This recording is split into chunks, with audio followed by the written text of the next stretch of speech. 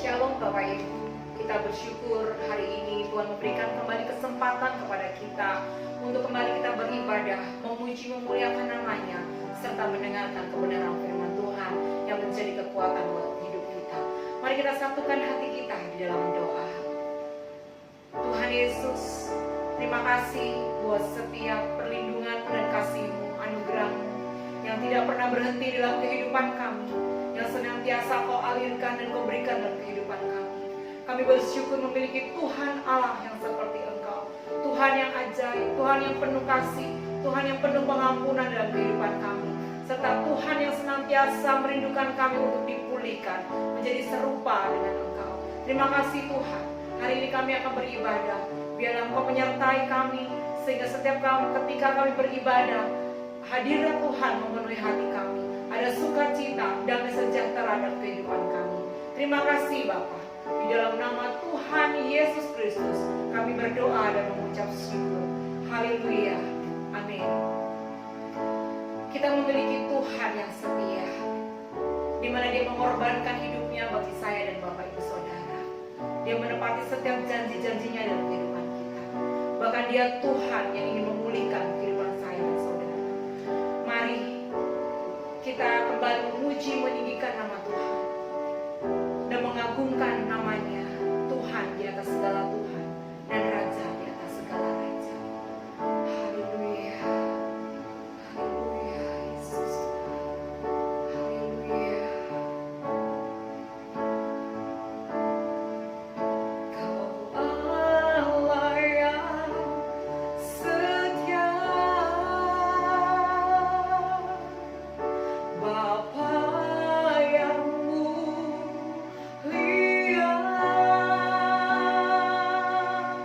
kasih-Mu besar Tuhan. Kau pulihkan hidupku,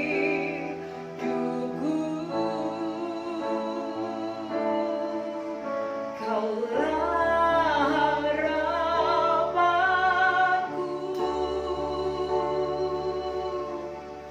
hidupku dalam-Mu.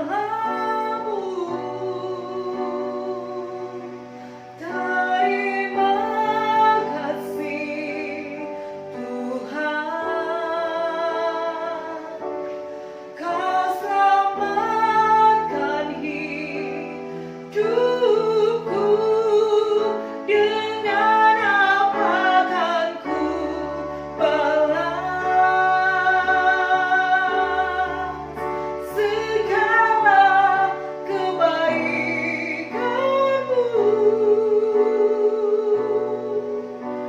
Segenap hatiku menyembah-Mu Yesus.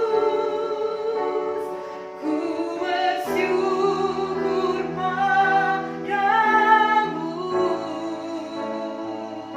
selamanya. Kami bersyukur memiliki Allah yang setia. Haleluya. Kau Allah yang setia, Bapa yang mulia, kasih-Mu besar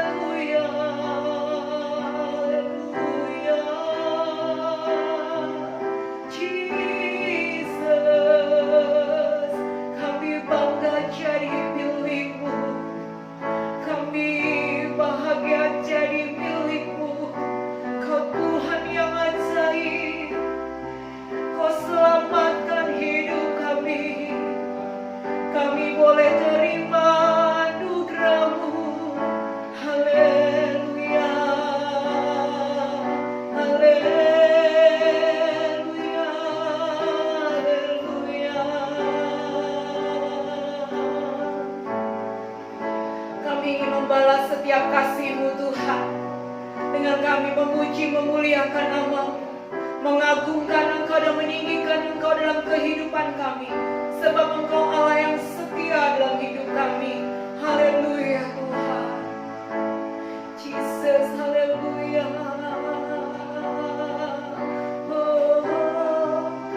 Dengan apa akan ku balas segala kebaikan-Mu? Segenap hatiku menyembah-Mu, Yesus. Ku bersyukur padamu. Dengan apa akan ku balas segala kebaikan-Mu? Segenap hatiku menyembah-Mu, Yesus. Ku bersyukur padamu selamanya.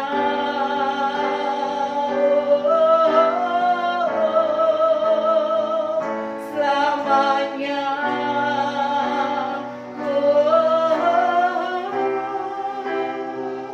Selamanya. Ini yang menjadi pengagungan kami Tuhan. Kami bersyukur memiliki Tuhan Allah yang seperti Engkau, di mana Engkau menyelamatkan kami, memulihkan kami, bahkan Engkau memperbaharui kehidupan kami, untuk kami semakin mengasihi Engkau dan mencintai Engkau dalam setiap kehidupan kami. Sebentar lagi kami akan mendengarkan firman Tuhan.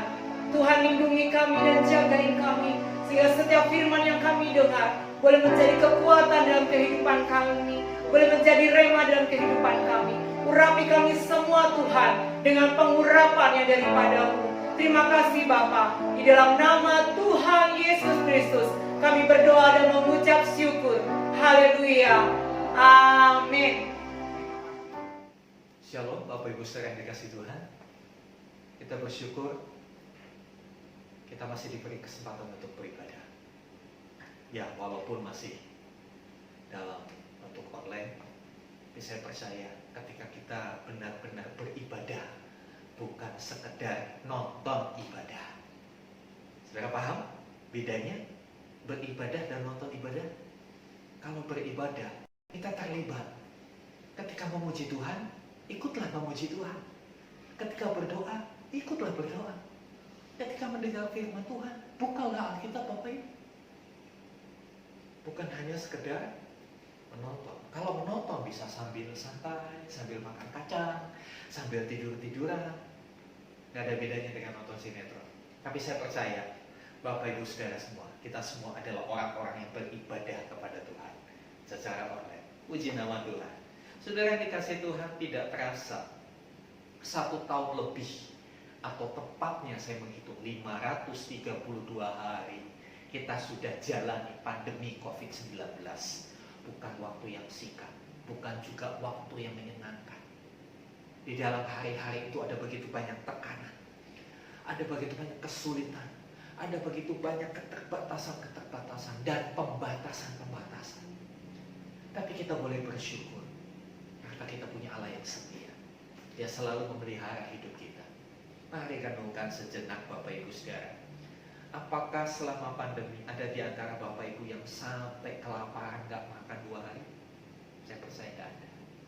Kita masih bisa makan, kita masih bisa melakukan apapun juga. Ini contoh yang sederhana bagaimana kesetiaan Allah itu bagi kita. Hanya kadang-kala kita fokusnya tidak kepada Allah, kita terlalu fokus kepada pandemi. Nah, saudara yang dikasihi Tuhan, kesempatan ini saya mau ajak kita sama-sama belajar bagaimana supaya kita bisa menikmati kesetiaan Allah yang luar biasa itu di tengah masa pandemi. Saudara yang dikasihi Tuhan, setia itu apa sih artinya? Ya, menurut Kamus Besar Bahasa Indonesia, setia itu artinya berpegang teguh pada janji, tetap tidak berubah. Dan di dalam kata setia itu ada unsur, atau boleh saya katakan, kesetiaan itu harus dibuktikan dengan waktu. Gak bisa seseorang dikatakan setia pada sesuatu saat, tapi dalam jangka waktu, kurun waktu tertentu yang lama, bahkan tidak terbatas, baru kita bisa katakan ketika orang itu tidak berubah. Dari tahun pertama sampai tahun yang ke-50, wah ya setia. Tapi itu pun masih belum selesai, ada selanjutnya. Nah, kita mau belajar bagaimana Tuhan yang setia itu, bagaimana kesetiaannya bisa kita nikmati. Kadangkala kita menjadi orang Kristen, kita tidak bisa menikmati kesetiaan Tuhan. Akhirnya hidupnya penuh dengan persungutan. Dia kecewa kepada Tuhan.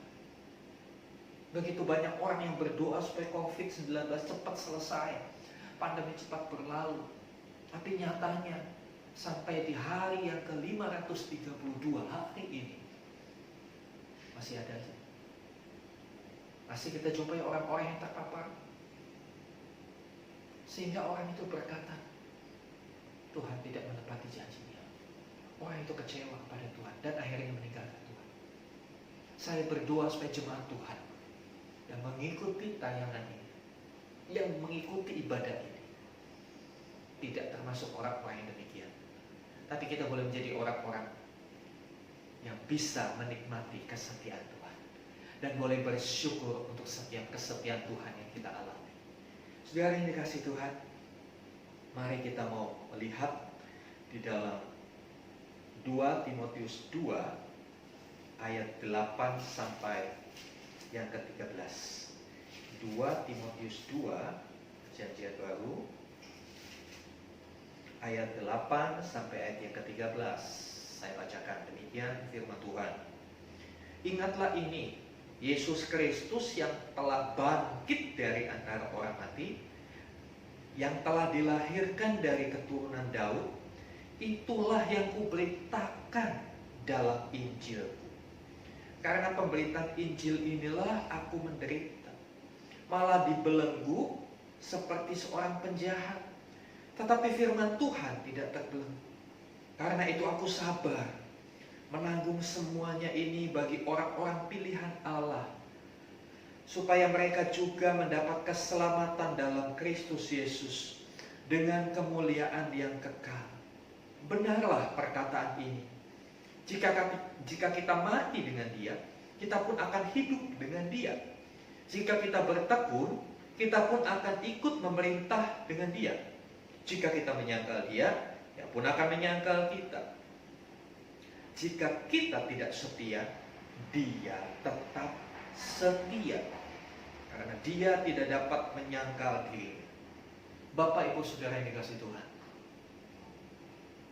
ayat yang ke-13 ini luar biasa. Sana dikatakan, jika kita tidak setia, Dia tetap setia.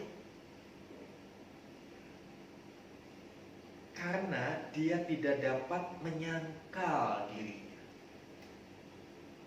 Ini satu kebenaran yang luar biasa. Tetapi kebenaran ini juga banyak disalahartikan. Banyak orang berpikir, wah enaknya jadi orang Kristen. Allahnya orang Kristen enak. Dia tetap setia walaupun orang Kristen gak setia. Ya. Enak. Jadi Kristen aja bisa hidup seenaknya, bisa hidup sesukanya, bisa hidup terus-menerus dalam dosa. Toh Allahnya tetap setia. Maksud ayat ini bukan seperti itu. Itu pendapat yang keliru. Itu ngawur benar. Ayat ini mau berkata bahwa ada perbedaan antara sifat Allah dan sifat manusia. Sifat Allah itu tetap tidak berubah. Dia tetap berpegang teguh pada janjinya. Mengapa? Karena dia tidak bisa menyangkali dirinya. Artinya apa? Artinya setia adalah esensi dari hidup Allah. Itulah sifatnya, itulah karakternya, itulah pribadinya yang tidak berubah oleh apapun juga dan tidak dipengaruhi oleh apapun juga, termasuk oleh kesetiaan kita. Sebab itu kalaupun kita nggak setia, dia tetap setia. Ayat ini menunjukkan bahwa manusia itu labil. Manusia itu gampang berubah, gampang dipengaruhi. Manusia itu kadang-kala tidak konsisten, gampang tergoncang. Di tengah pandemi berapa banyak anak Tuhan yang tergoncang imannya, yang pada akhirnya mengenaskan harus menyangkal Tuhan. Itulah kemanusiaan kita yang harus kita sadari dan harus kita carikan solusinya supaya kita bisa tetap setia. Nah, bagaimana kita bisa menjadi pribadi-pribadi yang setia? Saudara yang dikasih Tuhan, Rasul Paulus yang menulis bagian Alkitab ini memberikan jalan, memberikan cara bagaimana supaya kita bisa menikmati Allah yang setia itu.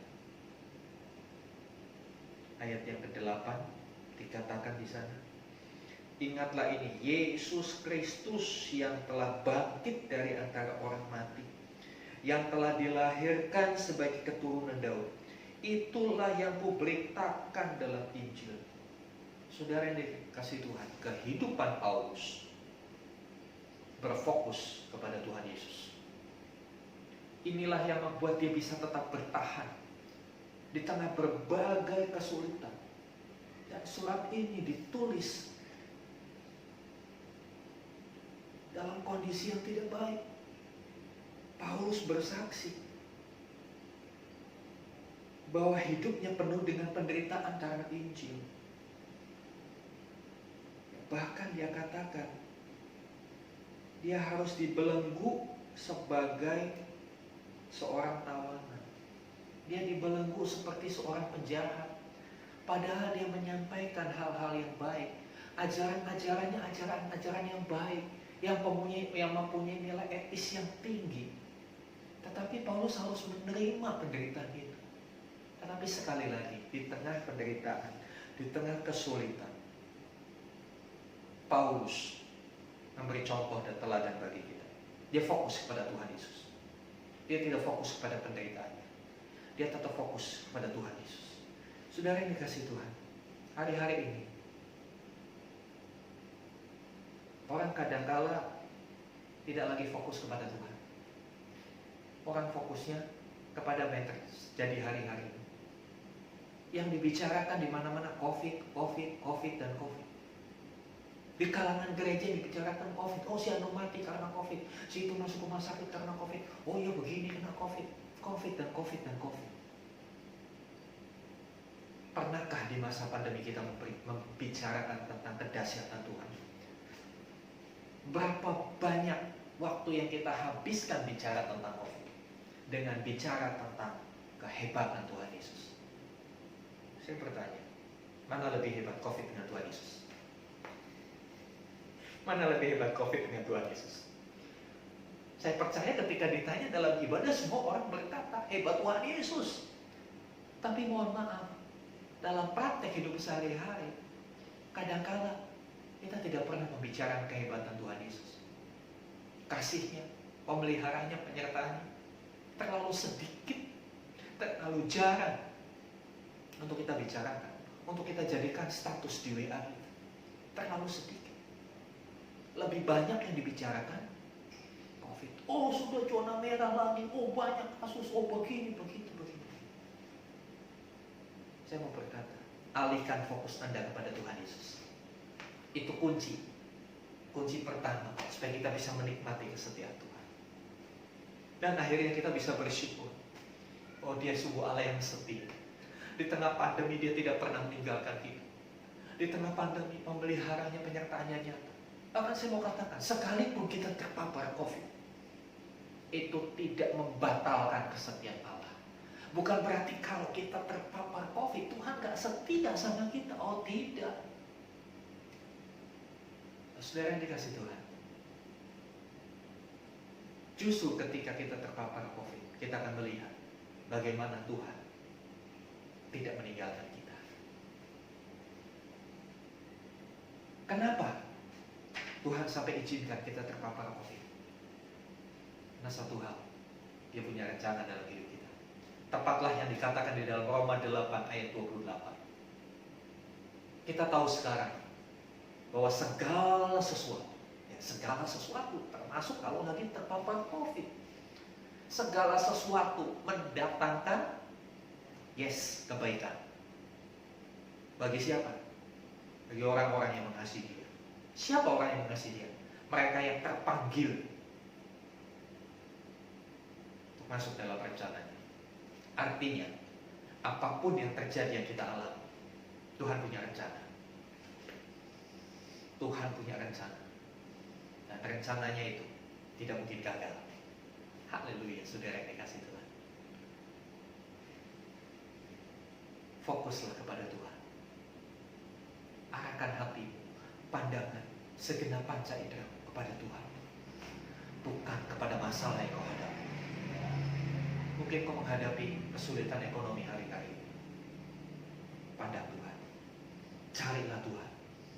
Karena Matius 6 ayat 33 katakan, tetapi carilah dahulu kerajaan Allah dan kebenarannya, maka semuanya termasuk keuangan akan ditambahkan kepada saudara yang dikasihi Tuhan. Dia Allah yang setia, Dia berjanji dan Dia akan menepatinya. Mari kita mau benar-benar arahkan fokus kita kepada Tuhan, bukan lagi kepada apa yang terjadi. Oh, masih PPKM. Ya, PPKM harus ditaati. Protokol kesehatan wajib ditaati dengan penuh kesadaran, penuh kedisiplinan. Tapi fokus kita tetap kepada Tuhan. Haleluya, saudara yang dikasihi Tuhan. Hal yang kedua, saudara yang dikasihi Tuhan, selain kita fokus kepada Tuhan, hal yang kedua, kita harus siap menderita karena Injil. Paulus bukan hanya bercakap, bukan hanya berkata, tapi Paulus menjadikan hidupnya sebagai satu pembuktian bahwa apa yang dia katakan, dia lakukan juga. Dikatakan di dalam ayat yang ke-9, karena pemberitaan Injil inilah aku menderita, malah dibelenggu seperti seorang penjahat, tetapi firman Allah tidak terbelenggu.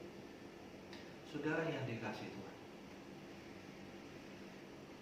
saya tidak berkata bahwa jadi orang Kristen itu harus susah hidupnya, harus serba kekurangan, harus sakit-sakitan. Bukan. Maksudnya adalah kita harus rela menderita untuk Injil. Apa Injil? Injil adalah kebenaran Allah. Kita harus rela menderita karena kita melakukan kebenaran. Ya, kadangkala melakukan kebenaran itu ada begitu banyak tantangan, ada begitu banyak kendala. Ketika kita melakukan kebenaran firman Tuhan, ada orang-orang yang tidak suka. Ketika kita mentaati Tuhan, mungkin ada orang-orang yang nyinyir, ada orang-orang yang mencemooh kita. Bisa Tuhan, mari kita mau benar-benar melakukan kebenaran, apapun resikonya. Mulailah membiasakan melakukan yang benar. Jangan membenarkan sesuatu yang biasa. Mari saya jelaskan. Banyak kali hari-hari ini orang menganggap sesuatu yang biasa, sesuatu yang banyak dilakukan orang adalah sebuah kebenaran. Ya.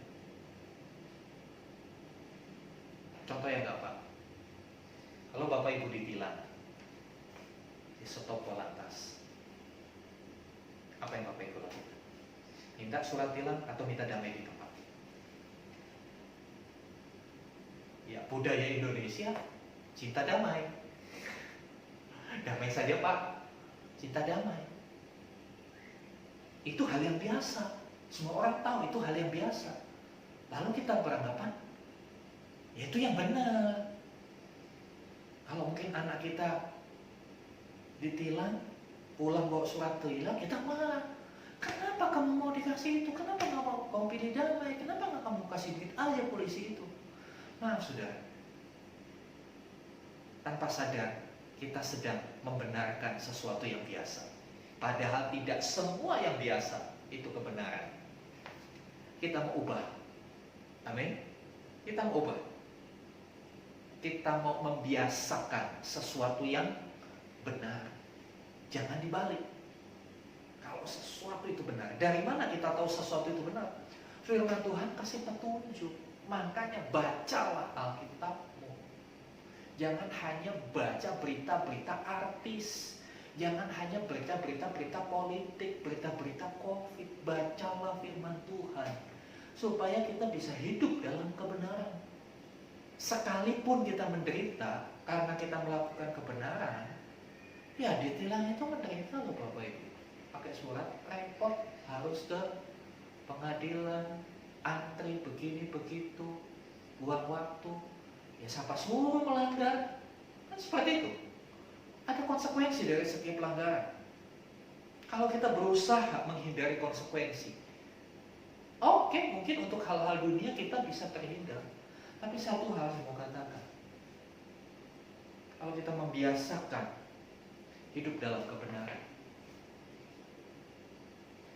maka kita akan mengalami kasih setia Tuhan dalam hidup kita. Kadang-kala orang lebih suka membenarkan yang biasa, cari gampang, ya. Tanpa sadar konsekuensi kita bukan hanya di dunia, tapi di dalam kegagalan itulah konsekuensi yang paling berat. Ketika kau melakukan dosa di dalam kekekalan, gak bisa Tuhan diajak damai. Tuhan damai ya? No. Jangan dikasih Tuhan. Mari kita menjadi orang-orang yang taat dalam kebenaran. Pak, susah Pak, menderita Pak, susah Pak. Rasul Paulus ini Pak. Tuhan tidak akan membiarkan pencobaan-pencobaan lebih kekuatan. Dan yang lebih luar biasa, Tuhan sudah memberikan penolong buat kita. Roh Kudus sudah diutus. Ketika Tuhan Yesus naik ke surga, udah serah tugas. Roh Kudus diutus untuk menguatkan kita, mendampingi kita. Ya. Ketika Tuhan Yesus di dunia, dia mendampingi secara fisik. Ketika dia ada di Yerusalem, gak mungkin dia ada di Samaria atau ada di kota lain. Tetapi Roh Kudus dalam waktu yang bersamaan dia hadir dimanapun. Di tempat saya berkhotbah dia hadir, di tempat Bapak Ibu mengikuti ibadah ini dia hadir. Bukankah ini sesuatu yang luar biasa? Dia bisa menguatkan dimanapun kita berada. Saya sebagai gembala tidak maha hadir, tidak maha tahu. Kadang-kadang kalau Tuhan gerakkan saya untuk menelpon Bapak Ibu, saya telepon, saya doakan. Tapi hari demi hari saya nggak bisa memantau saudara terus. Tapi Roh Kudus, memang itulah kerjanya, untuk mendampingi kita, membimbing kita, menuntun kita. 24 jam dalam satu hari waktu kerjanya, 7 hari dalam satu minggu. Tidak ada libur, tidak ada cuti, tidak ada tanggal merah bagi Roh Kudus dalam mendampingi kita. Katakan amin. Bukankah ini satu hal yang luar biasa?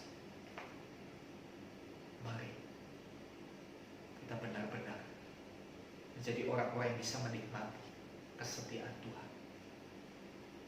Karena kesetiaan itu adalah karakter Allah, esensi dari Allah. Dia tidak bisa untuk tidak setia, itu masalahnya.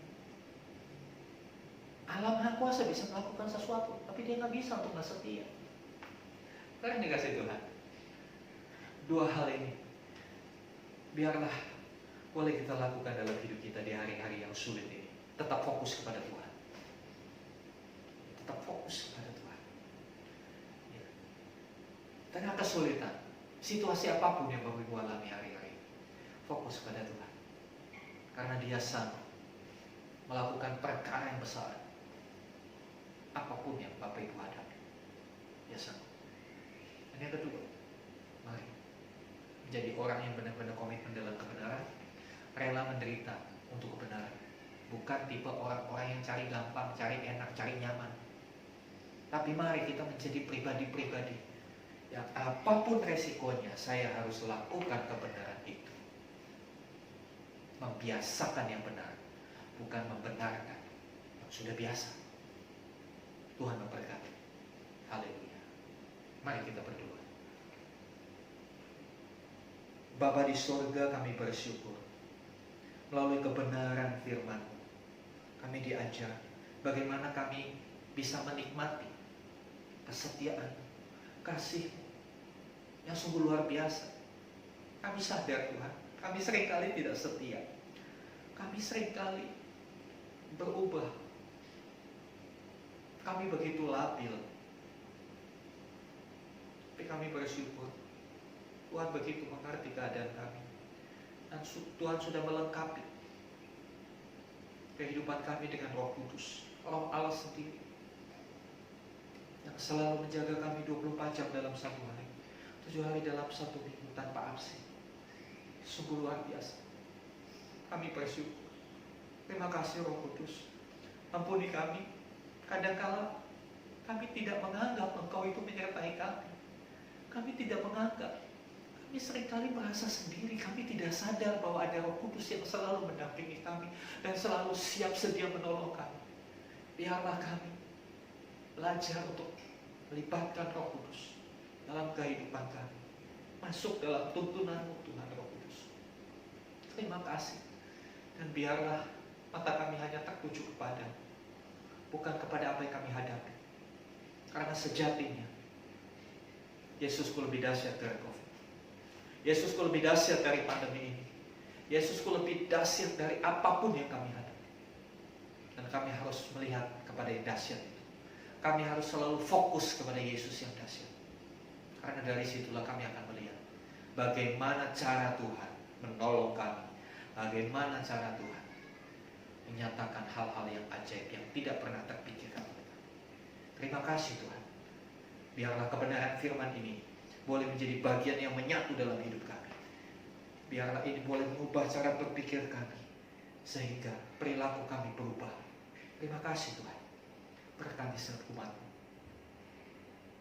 Dengan kebenaran ini membuat mereka memiliki hidup yang penuh sukacita hari-hari.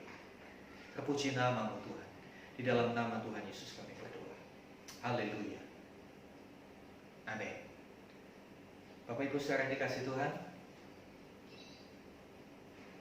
saya sebagai gembala mengucapkan selamat hari Minggu. Tetap semangat dan ingat, tetap taati protokol kesehatan. Bapak Ibu juga diberikan kesempatan untuk memberikan persembahan bagi pekerjaan Tuhan melalui rekening bendahara gereja. Dan Tuhan memberkati setiap persembahan perpuluhan maupun persembahan umum yang sudah masuk. Kiranya Tuhan yang membalas itu sesuai dengan janji firman-Nya. Di nama Tuhan, mari kembali kita tunduk kepala, mari kita kembali berdoa.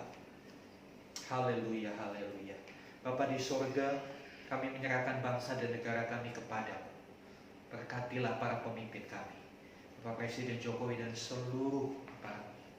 Biarlah melalui pemerintahan kami, bangsa ini dibawa untuk melewati situasi-situasi sulit dan tampil sebagai pemenang. Di tengah pandemi yang masih berlangsung, biarlah Tuhan menjaga para pemimpin kami. Demikian juga pemerintahan daerah mana kami tinggal, Gubernur Jawa Barat dan wakilnya, Bupati Kabupaten Bekasi, sampai camat, lurah, RT RW. Berkatilah pemimpin-pemimpin kami, biar mereka boleh memutuskan segala sesuatu dengan bijaksana untuk kepentingan rakyat besar. Berdoa buat program vaksinasi biarlah semuanya boleh berlangsung dengan lancar, tanpa hambatan, tanpa kesulitan. Kami berdoa untuk setiap pasien-pasien COVID yang dirawat di rumah sakit, baik di ICU maupun di ruang perawatan biasa, ketika mereka harus sendiri berjuang melawan COVID-19. Mari Tuhan, kami terbatas, kami tidak bisa mengunjungi mereka satu persatu. Tapi kami percaya, Tuhan Yesus, Engkau maha hadir. Engkau bisa mengunjungi setiap pasien-pasien. Mari Tuhan, nyatakan dirimu sebagai Tuhan dan Juru Selamat. nyatakan bahwa Engkau mengasihi mereka. Beri kekuatan sehingga mereka boleh tampil sebagai pemenang. Dan mereka boleh percaya bahwa Yesus Kristus adalah Tuhan dan Juru Selamat. Terima kasih Tuhan. Kami berdoa buat seluruh jemaat GBT Impactful Community Delta Mas. Biar kami menjadi orang-orang yang bisa fokus kepada Tuhan.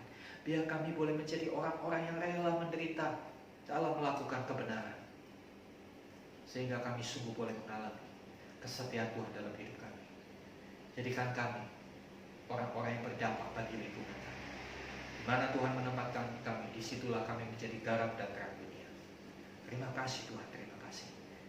Berkati usaha pekerjaan umat-Mu, Tuhan buat berhasil dan beruntung. Dan lebih daripada itu, biar mereka makin hari makin mengasihi Tuhan.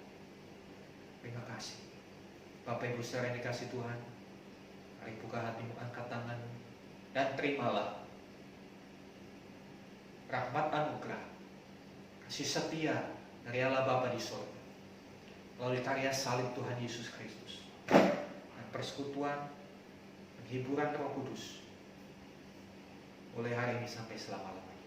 Terimalah berkat-berkat jasmani, terlebih lagi berkat rohani, dan jadilah berkat dimanapun Tuhan menempatkan engkau. Dan ketahuilah, kasih setianya tidak pernah berubah.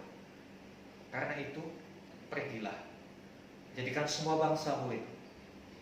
Baptislah mereka dalam nama Bapa dan Anak dan Roh Kudus, dan ajarlah mereka melakukan segala sesuatu yang telah kuperintahkan kepadamu. Dan ketahuilah, aku menyertai kamu sampai kepada akhir zaman. Pada saatnya Tuhan Yesus akan datang kali yang kedua, menjemput kita semua masuk dalam kebahagiaan kekal, supaya di mana Tuhan Yesus berada, di situ pun kita berada. Terima kasih Tuhan, di dalam nama Tuhan Yesus Kristus. Haleluya. Amin. Tuhan memberkati kita sekalian. Shalom.